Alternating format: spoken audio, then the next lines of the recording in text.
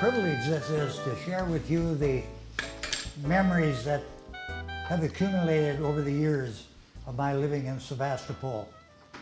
Do you ever wonder why this place was called Sevastopol? Well, I'll get into that a little later, but the details of it, it's a city in Crimea that has been contested for 2,000 years. And there was a meeting held, an emergency meeting of our town board many years ago, when the word got out they were going to name this place Laurieville. Well, that was totally unacceptable to the people of Sevastopol, that the people in the inland. So they called a meeting and they said, we're going to have to rename this, and everybody agreed, and somebody said, well, what do you think we ought to call it? A fellow by the name of John Simon, who happened to live right across the road from where our farm was, had been reading in the paper about some dispute in that part of the world. And he said, let's call it Sevastopol. Wow, that sounds good. Aren't you glad they didn't call it Constantinople? That would have been something. But anyway, Sevastopol means a place of glory, and it's a Greek word, and it was named by the ancient Greeks 2,000 years ago. In 1929, there was three major events that impacted my life. The first event was in January of 1929. My dad bought the farm that we own now. In March 12th of 1929, I was born. Needless to say, that was an big impact of my life. Finally, the third event, in October of 1929, was the Great Depression began. And that had a lot to do with my life in Sevastopol, as well as it had a lot to do with a lot of the people that were living here, a lot of the farm people. I witnessed a great revolution in agriculture, and I'm going to go into that. But in how that happened, why we had this terrific agricultural depression, was that after the First World War, Europe was so shot up that it couldn't feed itself. Americans, Midwest, and Wisconsin produced wheat. Wisconsin was one time a major wheat producing area. They produced wheat, and wheat brought a fabulous price until Europe began to feed itself. Then the bottom fell out of agriculture, and the bottom fell out of a lot of things, and it resulted in a lot of people had tough going during that time. If you think the Okies down in Oklahoma had it tough, it was the same way here. Not only did we have low prices, but we had a drought, a major drought. Remember the Dust Bowl? But we had an equivalent of that here. I remember my mother and I used to sit on the back porch and looking at the clouds when I was just a little kid. I remember wondering if that cloud or that cloud or that cloud was going to bring the rain. Well, neither of the clouds brought rain. But something brought a lot of grasshoppers. We had a grasshopper invasion at that same time. So everything kind of went against us. The farms were small. 80-acre farm was the average size. Some were 40 acres. There was a lot of them were dairy. Most of them were dairy farms. They had about 15 cows, and all the work was done by hand. There were no tractors at that time. The only tractors did come in the late 30s were clumsy old iron chunks of iron that were immovable and also very difficult to maintain. There were cheese factories, and there were I don't know, Don Rudolph had done some research on that, but there was a cheese factory on so many corners, and that encouraged people to milk cows because they had a ready market. Trouble is, they had to haul the milk themselves. And they were, and as they were hauling the milk, That took some time. And the people were looking also for some extra income. And there were a number of ways they could do that. Grow strawberries, plant a little cherry orchard. Because the first cherries were introduced in Door County in 1893. And the idea began to catch on by the 1900s. There were cherries being planted in Door County. And finally, somebody invented a good way to pit the cherries. You know, that was an important part of this whole cherry thing, is getting rid of those darn pits. Well, they had a machine that would pit the cherries. That was a big step forward in the production of cherries, because otherwise they were fresh fruit that would go to the city in cases. But finally, there was a way you could process the cherries. The cherries, there's an interesting history about the cherry tree. The cherry tree is not a domestic plant. The biggest cherry producing country in the world is Turkey. And what happened in the 16 and 1700s, the British Army was somewhere in that area, and they brought some cherries back to the king. And the king said, "These are great. We want some of those." So they went and got trees and planted trees in England, and they grew and they bore fruit. And then from there they came to the New World. They obviously were there sometime before George Washington, because he did cut down a cherry tree. But there was, they grew along the Great Lakes. They found out we had a good climate for them. And the fellow by the name of Moulton Goff brought the cherry trees to Door County. He and a fellow by the name of Hatch. And they planted the first cherry trees over somewhere where the crossroads is right now. And the cherries did pretty well. And it began to catch on, and the cherry orchards were planted more and more. And finally, in about 1946, in fact, I suspect the town of Sevastopol produced more cherries than any other county in any other town in the United States. We had a tremendous crop and a good price, but I'll get to that later. But they were looking for a cash crop, so they went to cherries. Was no big deal. Of course, you had to wait 6 years before they produced anything, and you had to spray them, and you had to take care of them, and all that sort of stuff, hoping all the time that we were going to get something in return. But it was always a problem, you know, after they started producing, who's going to pick them? Well, if you ever get to look at an aerial map of the town of Sevastopol, back in some of the earliest ones were taken in 1937 and 1938, and notice the amount of cherries. Almost every farm had a small cherry orchard, 5 acres, 10 acres. But around our place, every farm had a small cherry orchard. So every farm was kind of in on this cherry business. And they were looking, of course, for somebody to pick them. They'd get the neighbor kids to come and pick them. Finally, there was more than the neighbor kids could do, so they ended up getting some Indians would come over from the reservation, and they'd pick cherries. And finally, after that, there was more than they could handle, so we began to take bums. In 1930s, there were such a things as bums. We call them bums today, but these guys were really bums. They'd come down, walking down the road. They'd probably hop a freight car, come into Sturgeon Bay in the summertime, and they'd stay down by where Little Lake is right now. It was called the Jungle. If you needed some help, you could go down there and you get some of the most talented people whose life went bad. We had some lawyers picking cherries for us. And they got into alcohol and one thing and another. But here comes these people. Then finally we had some Mexicans come. Mexican families were coming. And we had to build a pickers camp for them.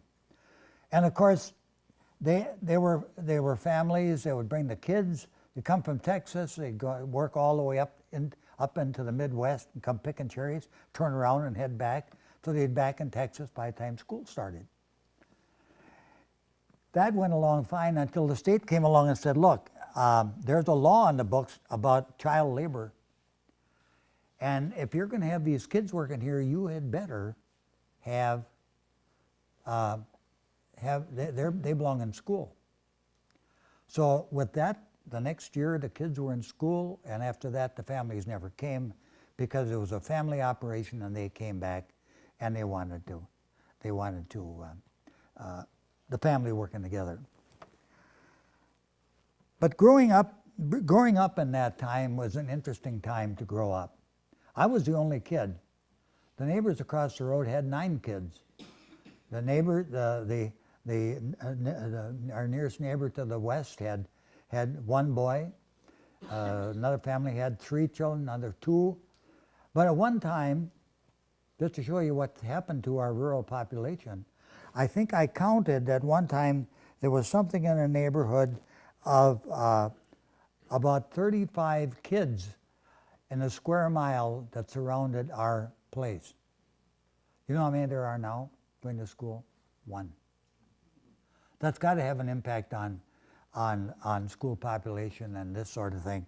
And from what I see of the neighbors that I have, I don't expect many of them are going to be producing children because they're all well beyond the child producing age. But nevertheless, it tells you a little bit about some of the things that have happened. But and growing up, public health. There wasn't such a thing as the idea of public health. I mean, you had a county nurse, and sometimes he'd show up for some vaccinations later on. But if you happen to come down with either scarlet fever, a whooping cough, measles, mumps, whatever, diphtheria, you'd call the town board. The town board would send out the town health officer, put a big sign on your door, this place is quarantined, which means you don't go out and nobody comes in. There's a big sign about this big. I remember we had one called smallpox. And anyway, that was what would happen. And of course, the first encounter I had as a school kid with public health ideas was this little pill that we got every week in school. Does anybody remember what those little pills were for? Goiter, right. You know why we don't get them anymore? Because they put iodine in salt. We don't need them anymore. But yeah, that was goiter. We had people, I remember walking around goiter, it was this terrible thing hanging down. But anyway, the milk production average farm about 15 cows, 2 or 3, maybe 4 horses. And you'd have people coming around and selling things. And that made life kind of interesting, because one day it'd be the Watkins man. He always brought vanilla. My mother had to have Watkins vanilla because it was the only real vanilla on the market. In a couple of days, we'd call the Raleigh's man would come by. Of course, he had other things. He had a juice that you pour in water and make it taste like oranges or cherries or something. But he also had another thing, a liniment, white camphor liniment. It said on a bottle, good for man or beast. If the old man has got a sore arm, you rub it on him. If the horse has got a sore leg, you rub it on him. But it did work. And anyway, the Raleigh's man would come around. After that would come the Fuller Brush man. He'd come around, selling brushes and this kind of stuff. Then there'd be the junk man would come around. You guys scrap iron? Oh yeah, we've got a few pieces of scrap iron. He'd take it, wouldn't get anything for it. But then there was a guy come around called a rag man. Now the rag man, I'm not sure what he did with the stuff, but he would buy old rags. You know, old underwear, clothes, whatever. I think he sold it to people and they made rag rugs out of it. I'm not sure. But anyway, that's what I suspect. So we produced the milk, and we produced it and we put it in these milk cans. You all seen milk cans. Well, when we first started, after the cheese factories kind of let up, an outfit called Van Camp's built a big factory in Sturgeon Bay called the Condensery. Later it was called Evangeline, one way or the other, but it was working during the war. That was a big market for dairy products. And the dairyman finally had another market beside the cheese factory. And there was also 3 people in the neighborhood that bottled milk. They would take and bottle milk and have a milk route. At that time, pasteurization wasn't necessary, despite the fact that the cows could get Bang's disease, tuberculosis, or whatever. But these 3 farms made all right. Then there was the Pleck Ice Cream Company. You remember the Pleck Ice Cream Company, where that was located. So they were also another buyer of milk. So it looked like the market for milk was such that there was an incentive to maybe produce a little more milk. But the first thing that happened, we had a milk cart, and you carry the milk out to the road so the milk truck could pick it up. Then later on, you could move the milk stand in by the milk house so that you could sit on there and he'd drive in and get it. Well, finally, after the war, the regulations got so you had to cool the milk. But you can imagine some of that milk that wasn't cooled properly sitting in the hot sun on the back of a truck. By the time it got to the factory, it wasn't quite the same quality that, and you get it back. They can feed it to the pigs or something. But anyway, quality was not a big thing. But diseases were in the cattle was a big thing. Bang's disease, which would cause the cart to abort. You could lose your whole herd. Very contagious. Tuberculosis, and a lot of other diseases that were in the dairy herd. Well, so up until, and the other thing about public health, I'm thinking about the doctors always made house calls. You'd always expect the doctor to come. Our favorite doctor was Dr. Mulhauser. Dr. Mulhauser would come out and he'd look at the person, whatever it is, always smoking a cigarette. He was the best guy in the world for smoking a cigarette, and the ashes on the end of a cigarette would be this long. And he could talk and it would never fall off. His claim to fame, that once he was in Germany, in Munich, he pulled up behind Hitler's car and bumped it. They say he's always talking about that. But anyway, when the war came along, and I was going to Sevastopol High School, that was a great honor when I look back at it to have this school here. Someday, I hope somebody writes a history about those first people that started this school.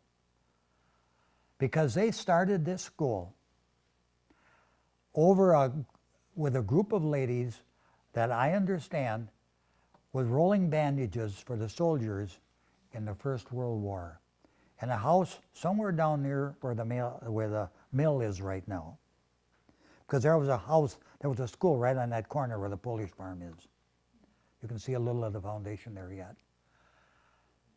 But they decided they wanted something better for the kids. They wanted a high school education. Now this had to be in 1917 or 18. And you know that September 1st, 1924, Sevastopol opened the 1st of September. And all of the kids had free transportation, including the parochial children. One of the first ones in the United States. We did it here. And it was a group of women, and I think they should be immortalized because they couldn't vote, remember. Women didn't vote until the 1920s. They didn't vote, but yet they had enough influence to convince the men, who probably had a lot of other things on their mind, that what we need is a school. And they got together and they built this school. And it's been a model of rural education since 1924. And I'm proud to have been a part of that. World War II came along. What were you doing on December 7th, 1941, if you were born? Do you remember? Most people remember that day. I remember that day very well. We'd been visiting with some of our relatives on the Sawyer side, coming through Sturgeon Bay. And if any of you remember Earl Mitchell Plant, well, Earl Mitchell Plant would put big signs up in his window about what events were. And as we drove by in my dad's 1936 Chevrolet, I was looking out the window and I said, "Hey, the Japs just bombed Pearl Harbor." "Oh, it can't be." I said, "I just saw it in Earl LaPlante's window." And sure enough, he went into Harry Green's store. He had to get a package of tobacco. Do you know what the name of that tobacco was? You could smoke it, you could chew it, you could smoke it in a pipe, you can roll cigarettes. Would you believe nigger hair? After the social revolution we had, they changed it to bigger hair, but it's still on the market. But the other thing I wanted to say, what happened prior to the war, which is really significant. In 1937, my dad was working in Chicago because he had a job as a sailor. My mother was a registered nurse, and they bought the farm, and they were gonna farm. But anyway, my dad was working in Chicago. So one day, this big truck drove in the yard, and they had a big box in it. And in that big box was a radio. Can you imagine? This was 1937. And why? We were dumbfounded. You know, we had electricity, we could plug it in. We had to run an aerial that was 75 feet long. But lo and behold, if we didn't turn on that radio, and we found WLS, the Prairie Farmer Station, with Lulabelle and Scotty, Skyland Scotty. You remember them? And also that was WLS. We had WMAQ. And we had WBBM. Your daddy was on there. He wasn't on that? Not that early. But anyway, we could get all those stations, and finally we got WTMJ. They had Heine and the Grenadiers on. So all of a sudden we were exposed to all of this stuff like Superman and Captain Midnight and all of these wonderful shows, you know, The Shadow. I'd scare the hell out of us to listen to The Shadow. And some of the neighbor kids, we'd get together and we'd listen to the radio. And in the morning, there's an outfit called Jolly Joe. He was sponsored by Cocoa Wheat, in case you remember. I remember all that stuff. Absolutely taking up space in my head, but it's all there. Anyway, yeah, and the radio came on. And what a experience that was.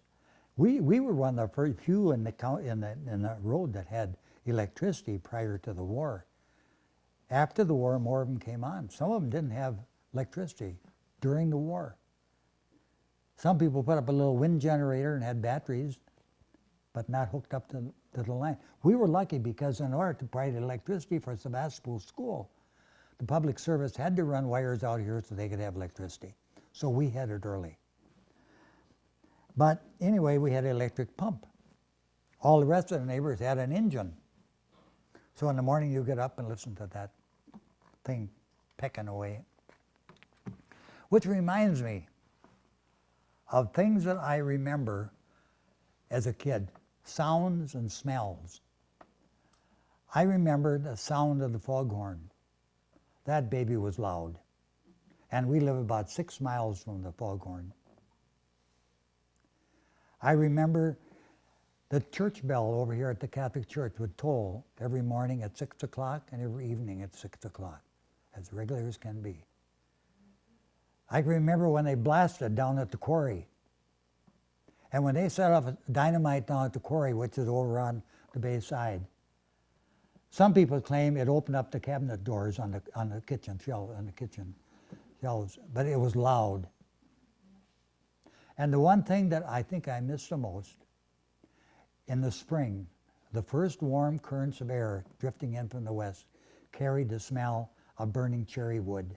Have you ever smelled burning cherry wood at a distance? It is a fragrance that you can't duplicate. I enjoyed that so much, I remember that, along with the smell of lilacs, which I really like too. But anyway, the war came along, and Door County underwent some significant changes. People were coming to school. I was in school during the war. And people were coming in from all over the country looking for work, finding work. And the shipyards were booming and things were looking pretty good. Of course, the milk prices didn't go up much. Cherry prices didn't go up much. But we had trouble getting cherry pickers, so we had German prisoners of war, which were an interesting group of people, particularly when you had a guard that got along very well with the prisoners, particularly to the point where the guard let the fellow look at his Tommy submachine gun, which scared the living daylights out of my mother. He was, hey, that's a pretty nice gun. Of course, those guys never had it so good. They weren't going to escape. We weren't worried about that. They had good food and good housing. They were safe. Trouble is, they worried about their families back home. But they were pretty nice guys. Then we had Jamaicans picking cherries. And then we went back to, after the war, then we got Mexican families and hillbillies, which were an interesting group of people because in the morning I'd come out to go to the barn and here were two little kids sitting on the front porch smoking a cigarette. Didn't see anything of it. I don't know what happened to, but they were great people. I got to like them. Some of them were friends with us for a long time. But after the war, everything changed. In agriculture particularly. The changes were astounding. The first thing that came along was antibiotics. We could go to the drugstore and buy a bottle of penicillin and treat cows ourselves. Not thinking maybe that penicillin wasn't what they wanted, but we gave them penicillin anyway. It was cheap. We had a lot of veterinaries around. We had 4 veterinaries at one time. And we had 6 or 7 implement dealers after the war. And the one thing that really changed it, the one thing that changed agriculture completely after the war was Henry Ford and Harry Ferguson designed a tractor that was a small utility tractor. They're still around, an 8N and a 9N. There's still some of those tractors around that people are actually buying because they're a good tractor. What a convenient thing that was to have that tractor. It had rubber tires, it had a self-starter, it had lights, it had a comfortable seat, and it had a hydraulic lever that could lift up the implement in the back. And boy, could you ever stay out with that baby. It was fun. It was actually fun. Not only that, but it had a reserve gas tank on it. So if you run out of fuel out in the field, you could just switch over the reserve tank and you could get back home again. So if you ran out of gas, you knew you didn't have to walk. But with that, it started what I think is the Industrial Revolution on the farm. But there were other things too. There were marketing ideas that came to the top. Lake-to-Lake Dairy started by a group of farmers in Manitowoc County. That was an important step forward in marketing dairy products. The other thing is, too, that when this Ford tractor came on the market, the first thing that was gone was what? The horses. The horses were out of here. If I shut this tractor off at night, it's not going to eat any hay, it's not going to make any manure, and it's not going to bother me one bit. In fact, I can put 3 cows in that stall. Not only that, shortly after that, probably as early as 46 or 47. There was a revolution in plant breeding. The hybrid corn came along. The changes in how the plants were bred made them hardier, producing more, so you get more crop off an acre. And not only that, but there were crops that were suited to grow in this climate. So these things began to come on. And finally, what happened, which I think had more to do with it next to the Industrial Revolution, is the improvement in animal genetics. The idea of selecting the sire so that it would be a proven sire, which means that it was proven that his offspring would produce more milk than the dam did, the female did. And it worked. And we got rid of the bulls. That was 2 more cows that you could put in the barn. So now instead of 15 cows, you might have had 20, which means more income. Which means that you could end up putting these cows producing more milk. In 1946, I bought 46, I bought a cow. I went all the way down to Chilton, Wisconsin to buy a cow that produced 400 pounds of butterfat. Wow. Because the cows we had probably didn't make 300 pounds of butterfat. And that's what you get paid on, milk production and butterfat. Now, cows are giving 800 pounds of butterfat and probably 16 to 18,000 pounds of milk per cow. And this all came about because of the improved genetics. I have a grandson down near Manitowoc who's in the business of implanting fertilized cow eggs, sexed, by the way, into certain cows to produce higher grade cattle. And they're already sexed. You'll only get a heifer calf. Bull calves are out. But anyway, all of this stuff led to improved production. But what happened to the farmers? Drive down the road sometime when you get a little time to drive around and look at the empty places that are along the road. These were all farm places. These were all active. These were all neighbors. These were people that we used to work with. They had, when it come to thrashing time, there was a gang of neighbors would get together, and we'd all get together per thrashing bee. Then there was a silo filling bee, where we'd all get together. Of course, one of the things was we always had 3 good big meals with it, and it was a lot of hard work. But it wasn't long before you found out who the good cooks in the neighborhood were. And the women would get together and they'd make the meals. The men would get together and have the thrashing. Somebody in the neighborhood owned a thrashing machine, and he'd go around and have his circuit. And so that was the beginning of working together on the farm.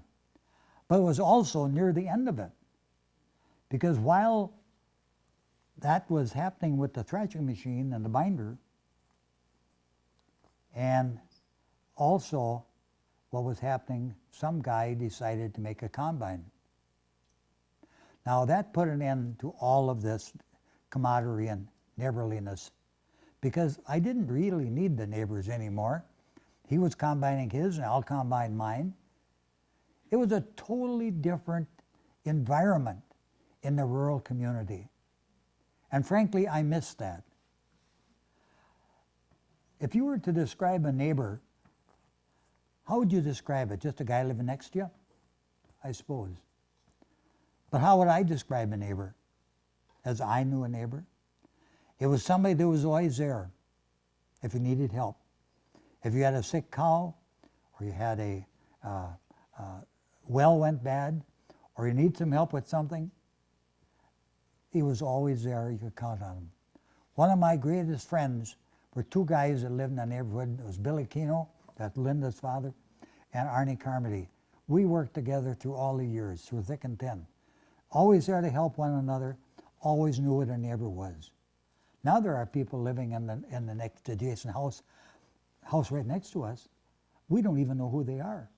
I suppose we could go and introduce ourselves, but they could stop and introduce themselves too, you know.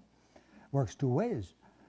But anyway, what happened to that neighborliness was always an important part of rural living as we were growing up.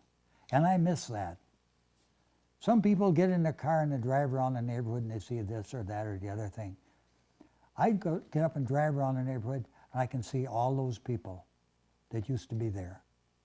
Friends and neighbors. People that, for lack of another word, you maybe loved them because they were really what the definition of the word neighbor really means. So that was some of the things that were different.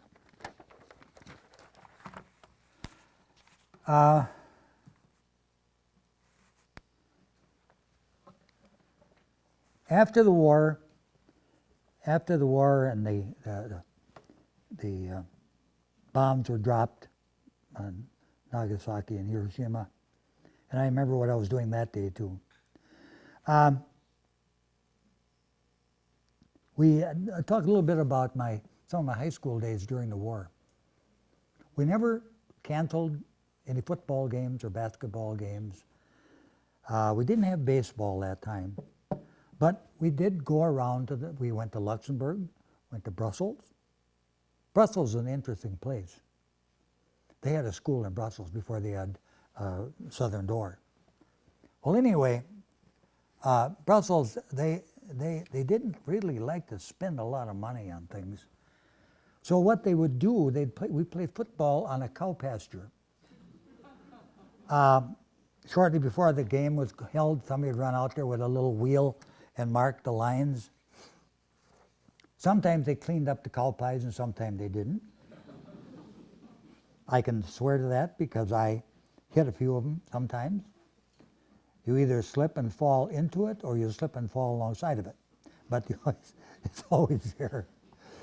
But anyway, we remember one time we played a basketball game down at the Reformatory in Green Bay. I'm not sure how we ended up there, but it was really kind of an interesting day. So we had fun doing that. I was never drafted. I never served in the armed services, partly because I was too young for the Second World War. And I was married by the time Korea came along. And the war was over in 1945. We were married shortly after that. And my wife Margaret and I, she's here yet, isn't she? She fell asleep. Yeah, we had 4 children. Amy was sitting over there. She threatened to come tonight with her husband. And Linda and Kathy and David. We've got 11 grandchildren, and we've got 18 great-grandchildren. And there wasn't one thing I had to do to make that happen. It was totally without my help at all. They're great kids. They're living all over the country. We don't see much of them, but they're all doing pretty well. And but anyway, the farming has changed completely since I was a youngster. And I'm really kind of proud that I had a chance and happy that I had a chance to experience this revolution, because it's been a good revolution. It's produced more food for the country. It's produced more income for the people that are on the land. And the revolution is still going on. Farmers are getting bigger and bigger and bigger. And soon I'm not sure there will be any small farmers under 20 or 30 cows, 40 cows, maybe 50. That'll be the maximum. Maybe if they go organic, they can do it. But where is this going to end? We don't know. We don't know at all where it's going to end. We know that there's a big change coming, I'm certain, with the disposition of the solids from dairy farms. I think we have to be more concerned than ever about accidents. Accidents can happen. And if an accident happens with our liquid waste, it could be very detrimental to the community. So I think it's more important now than ever that we're all concerned with conservation. We're all concerned with the land. Because one of the things that in the olden days with land, and I'm a strong conservationist, that our land is highly erodible. We're not Illinois' flat land. When we plant row crops year after year, there's erosion. We didn't have that with the dairy farm because there was 3 years of hay and a year of corn and a year of oats. So you had a rotation. I think that was important to soil health. And I think we have to think more about that. We don't think much about soil erosion anymore, but that's as important to each and every one of us. Well, I got 6 pages left. How about that? Well, anyway, no, not really. But whatever happened to the cherry industry? Whatever happened to that enthusiasm that sparked so much cherry planting in the 1920s and the 1930s? What happened after that? And one of the things that happened was that we were, after 1946, when there was the highest price, 16 cents a pound, and I think we had some 16 or 20 or 30 million pounds of cherries in Door County. Every cherry grower in Door County that year either paid off their mortgage or they bought a 1947 Chevrolet or truck. And you know that 10 years after that, they were still driving that same 1947 truck because they could never afford another one after that. Prices went down. And we had problems with the trees. New insects came along. New viruses came along. And a thing called brown rot came along. And there weren't, the bugs were just one step ahead of the entomologists and the people that were making the spray. So when we got a bug, next year will be this new insecticide on the market. But as I remembered, this is just a little aside, in 1946, there was a couple products that came on the market. One was DDT, the other was 2,4-D. 2,4-D is for killing weeds. DDT, that was the answer to the bug problem. We will never have another housefly in the world. We're going to kill every housefly, kill every mosquito. There'll be no more malaria, and there'll be no more pesky houseflies around. Do you know that in 4 generations, those flies produced an immunity that they could eat it. It wouldn't hurt them. And then they came up with another one, polythione. That was going to do the job. In fact, you could even put that on top of your cows. Your cows would never have flies again, except that by putting it on their skin, the cow absorbed it, the next thing you know, it was in the milk. So you got the milk back. But these are things that we had to learn about. So that's about what I've got. I just wanted to say one of the milestones, I think, in Sevastopol history was in 1960, Sevastopol blacktopped all their roads. The first township in the Door County that had all their roads blacktopped. And they did it because it was going to lower transportation costs for the school. Before that, the roads were dirt roads. And the housewives would go crazy when the school buses and cars would go by and the dust would be blowing across the road. That was a great thing. And I remember that. We had a town chairman by the name of Frank Forrest. And the other thing is, after about 1970, I got involved in public service. I always felt a citizen owes something to his community. So I tried to pay my debt to the community. I was elected to the county board, and I served on the resource planning committee. And that was interesting because the towns at that time had not fully adopted zoning. There were 3 of us that got appointed by the chairman to that committee. Marv Biophis, Marvin Wilkie, and myself. There's only 3 people on it. Well, our first meeting, we don't have a chairman. Well, why don't one of you guys be a chairman? I said, I'll be a chairman. If you'd be the first chairman for 6 months, then I'll take the job. Okay, I took it. I had that job for 10 years. Do you know, of all the jobs on the county board, chairman of the resource planning committee was probably the one that drew more blood than any other job. But I enjoyed it because during that period of time I was there, we had almost all of the townships adapt zoning, and zoning and planning became an important part of our civic life, and that has been important to developing Door County the way it was. And while I was on the regional, the plan board, I was selected to be on what's called the Bay Lake Regional Planning Commission, which was an organization in Green Bay, which was about 6 counties along in the northeastern Wisconsin that were involved in planning of one kind or another. They would allocate money for federal jobs and federal projects and this sort of thing.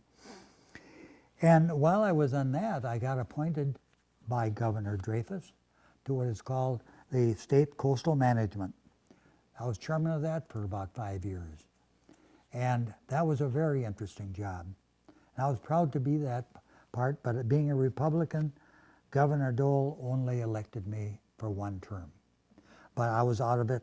But it was a great appointment. I saw a lot of things. I learned a lot of things about how government works. And I'm glad I had a chance to do that. I've been on the Door County Historical Board for about 10 years or more. I served on the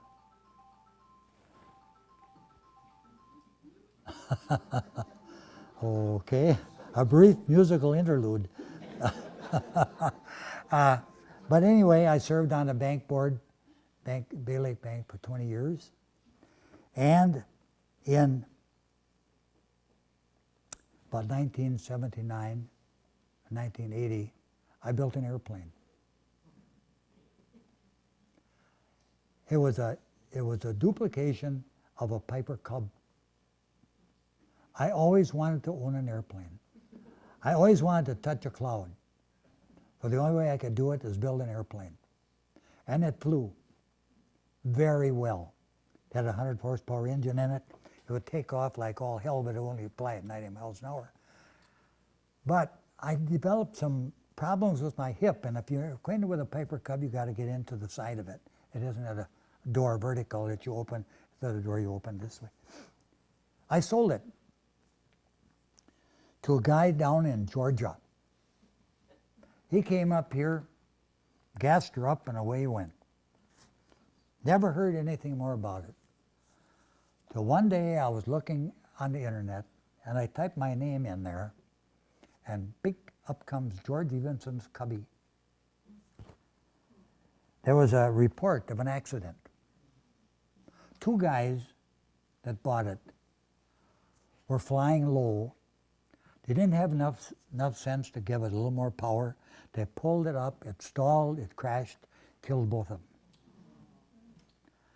I felt bad for losing the guys, but I felt even worse for losing my airplane. But anyway, that pretty much takes care of anything that I have here. Anyway, I'm kind of retired now. Are there any questions? No questions. Wonderful. Yes. How large was Sevastopol back in, when you were a young child? How large was Yeah, Sevastopol? the population. How is it? I'm not sure the population, but legally a town is 36 square miles, 6 by 6. However, there was a part of a township on the east side, which is called Whitefish Bay, that didn't quite make the cut as far as the town's concerned. They attached it to Sevastopol. So we're a little bigger than the 36 by 36. But yeah, the population, boy, I don't know. I think there was as many people here in the 1930s as there is now. Maybe a few more now. I'm not real sure. I should know that, but I don't. Any more questions? Weren't they taking some from Sunny Point? They'd come here for after the junior and senior year? Yeah, Do you remember that?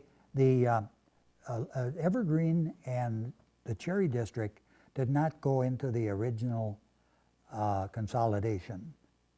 Evergreen came in later. No, but this was in Carlsville up there. Oh, in Carlsville, north of Carlsville, Yes, on Sunny Point? Yeah. Sunny Point School. Sunny Point School, yeah. That was also had 2 years of high school in it, didn't it? Yeah. You know, I think that all went to Gibraltar.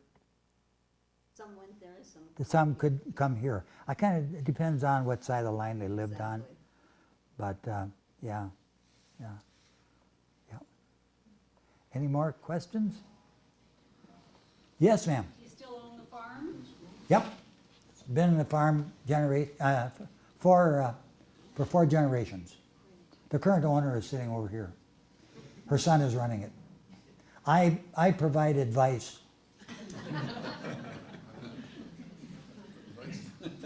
Yes. George, I'm curious how many people here might have picked cherries as children. Can you show hands? Oh, look at that. Well, then you're all familiar with my symbols here. You know what that is. 25 cents. It's a 10-pound cherry peel. 25 cents.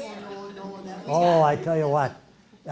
One thing you can tell, this one's kind of rusty on the inside, but one of the things when a cherry picker would get a new pail, do you know the first thing they would do? Push the bottom You kick the bottom in, right? You can get rid of at least less a handful of cherries. And you know, and if you just kind of pulled something over on the owner and said, ha ha, I guess I chose you. The other thing is this thing. That's a milk stool. That's another thing we don't use anymore. This I got from my neighbor Bill Kino. So Linda has probably spent time on this one. But you imagine getting under a kicking cow that had a wet tail, milking, sitting on that thing. And this instrument here, I like to think of that as really the foundation. It's really the foundation of our country. You can imagine coming from the old country and all you had is your family, your life, and this baby right here. Coming into this wilderness area, building your house on the land that you own. In Norway, you know, the people after the one generation, the oldest son always, or daughter inherited the farm, the rest of them had nothing. And after about 1850, when the Irish finally learned how to grow potatoes, Norwegians imported them. The potato improved their diet to the point where there got to be so many Norwegians that they had to find some place to go. So they came to this country. And all they had was the hope that they could have their own land and have their own religion and have their own, and be free people. I don't think we can emphasize that enough to the people nowadays, how important that was that they came here. And the other thing I'd like to leave you with is when you drive through the country and you'd see all these empty farms with the silos. Those silos are monuments to an industry that was. They'll be here 500 years from now. I'll guarantee you some of those silos are going to be here. Architects are going to dig around and wonder what in the dickens these things were for. But they're pretty solid and they're standing pretty tall. And there they are. The barns will be gone. I always said one thing about a boat. You know, if a boat is abandoned and it sinks down into the water, you never see it again. A barn doesn't sink down into water. It just stays there and slowly sinks in the ground as it rots away. So 100 years from now, a good example of that is the Meyer Class Farm. Anybody willing to bet how long that's going to be standing before it finally gets flat and nobody owns it there? I understand 100 they years? want $4 million for the property, so I think it's gonna be there for a long time. Yeah, that's what I hear. From Yeah, 1878. yeah. A little inflated. So it's- Yeah. But anyway, I guess that's about it. And yes, ma'am.